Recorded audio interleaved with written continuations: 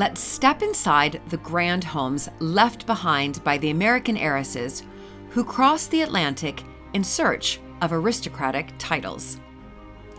These dollar princesses came from some of the most opulent estates in America, but they often exchanged them for crumbling castles and cold, stately manners in Britain.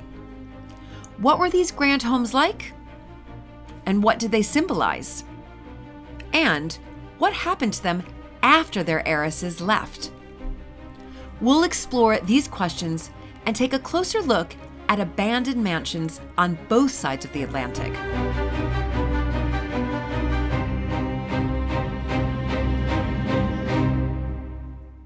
The Gilded Age was a time of great wealth and access in the United States. Industrial titans like the Vanderbilts, Astors, and Goulds built palatial homes that were modeled after European chateaux and palaces. But these estates weren't just homes. They were monuments to American ambition, wealth, and social prestige. In cities like New York and Newport, Rhode Island, opulent mansions lined Fifth Avenue and Bellevue Avenue. These homes featured imported marble, gilded ceilings, sweeping ballrooms, and lavish gardens designed by renowned architects. The idea was simple: reflect the immense fortunes that had been amassed in a rapidly industrializing America for all to see. Yet, for all their grandeur, these estates could not provide what many of their young heiresses desired: a place in high society that extended beyond New York's social scene. Unlike their European counterparts, American aristocracy was built on money rather than titles. And this led to a phenomenon wherein wealthy American families sought something that money alone couldn't buy: the prestige of European nobility.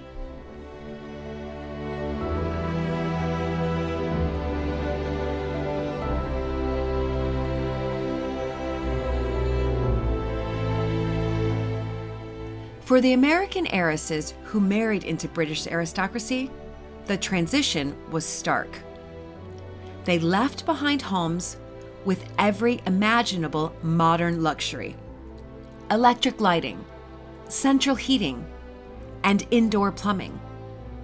For British country houses that, while grand, were often drafty, outdated, and in dire need of repair.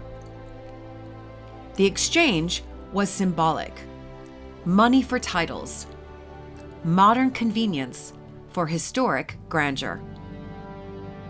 These heiresses grew up in a world of glittering ballrooms, where grand social events dictated the rhythms of their lives. In America, estates like the Breakers and Marble House boasted technological advancements far ahead of their time, such as mechanized dumbwaiters, electric elevators, and even telephones. Wealth ensured an easy, comfortable existence with large, well-trained domestic staff. But in Britain, these women found themselves in sprawling homes that had remained largely unchanged for centuries. Homes still heated by coal and lit by candlelight. Some estates were so large and underfunded that only a fraction of the rooms were ever in use.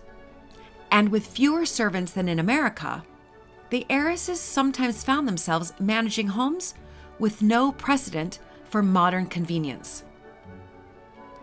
And the cultural shift extended beyond architecture. While American society was largely driven by new money and industrial success, the British aristocracy clung to traditions, prioritizing lineage and social hierarchy.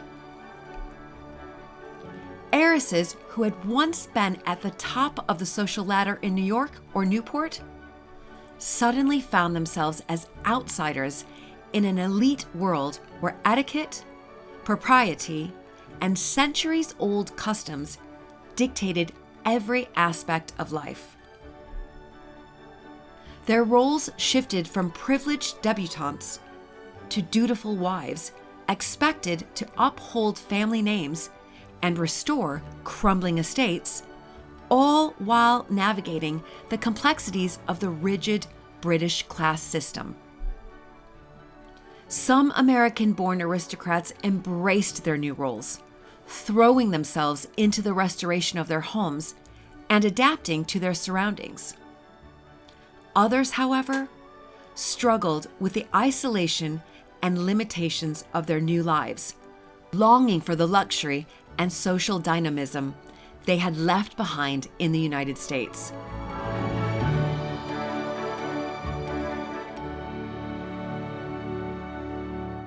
The grand homes that these heiresses left behind in America stood as monuments to a fleeting era of excess, but their fates varied greatly. Some were preserved as relics of the past, standing as testaments to the grandeur of the Gilded Age, while others were lost to time, demolished to make way for modern progress. The departure of the heiresses marked the beginning of a gradual shift in American wealth and society, as their once thriving estates faced new economic and social pressures. What became of these homes, and how have they been remembered in the years since?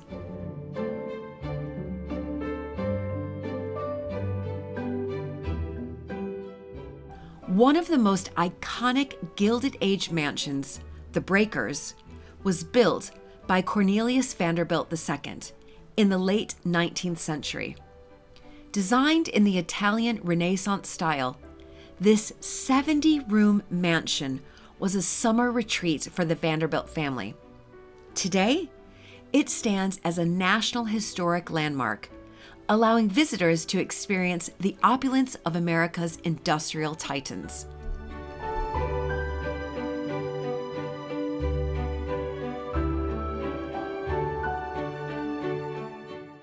Once owned by railroad magnate Jay Gould, Lyndhurst is a Gothic revival mansion that was home to one of America's wealthiest families. The estate featured extensive gardens, elaborate interiors, and sweeping views of the Hudson River. Today, it's open to the public and serves as a historic site offering tours and exhibitions.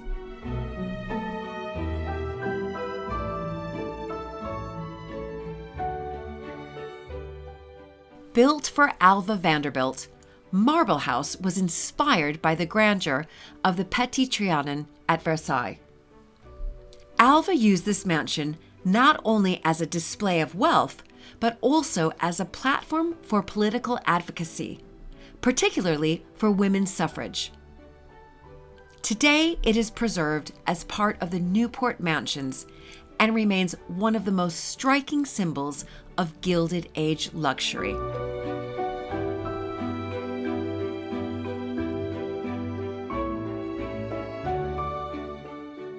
Located on Fifth Avenue, the Grand Astor Mansion was once a cornerstone of New York's high society.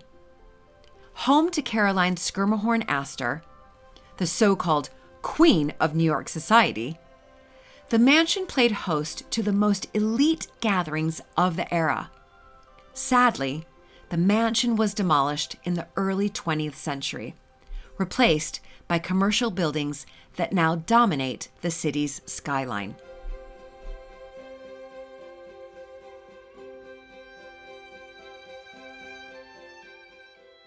Meanwhile, in Britain, many of the castles and estates that American heiresses married into also faced challenges. Though American money saved some of these properties, others continued to decline.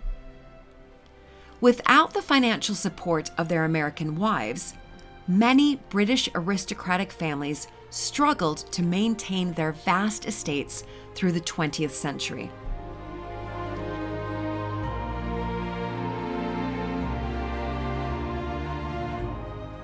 Perhaps the most famous estate associated with an American heiress, Blenheim became home to Consuelo Vanderbilt after she married the Duke of Marlborough. Today, it remains a grand historic site open to the public and serving as a testament to the lavish but often difficult lives of the women who lived there.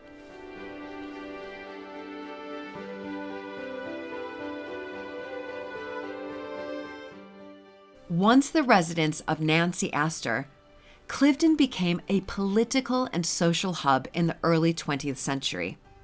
Today, it is a luxury hotel offering visitors a taste of the grandeur of its past while preserving its rich history.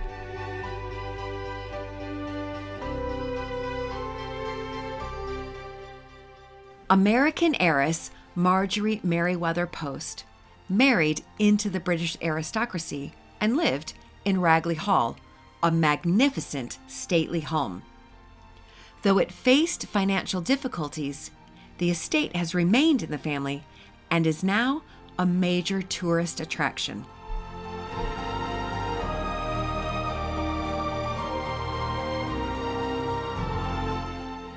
Though not directly tied to a single American heiress, many dollar princesses found themselves in homes of this grandeur. Highclere, now famous as the filming location for Downton Abbey, has been preserved as an iconic symbol of British aristocracy. As it's featured in the show, it serves as a fantastic example of a stately home saved by an American heiress. The mansions left behind by Gilded Age heiresses tell a story of wealth, ambition, and the search for something more. These grand estates were built as symbols of power, but they were never quite enough to satisfy the aspirations of the women who grew up in them. The allure of European aristocracy proved too strong, leading many heiresses to trade their modern palaces for the heritage of Britain's stately homes. Yet, even as these women left, their homes remained. Some remain as relics of a bygone era, and others as bustling museums that offer a glimpse into their world. Their legacy endures in the grand architecture of both America and Britain, shaping how we remember the Gilded Age today. So what do these homes tell us? Were they gilded cages, symbols of social climbing, or simply stepping stones for women who dared to reach beyond their own world? Perhaps they were all three.